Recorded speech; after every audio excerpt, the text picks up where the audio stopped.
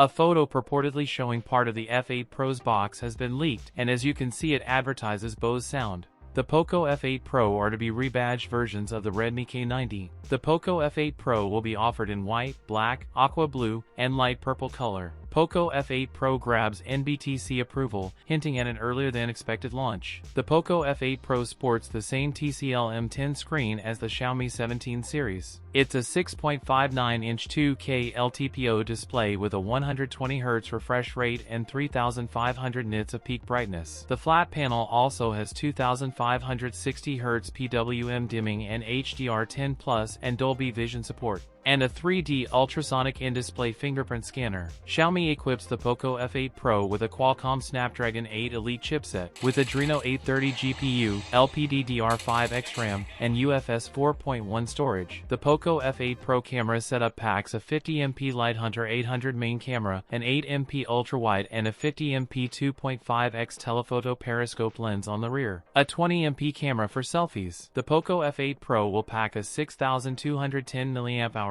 battery with 100W wired charging. That's it for today's video. If you enjoyed it, don't forget to like, comment, and subscribe for more content. Thanks for watching, and I'll see you in the next one.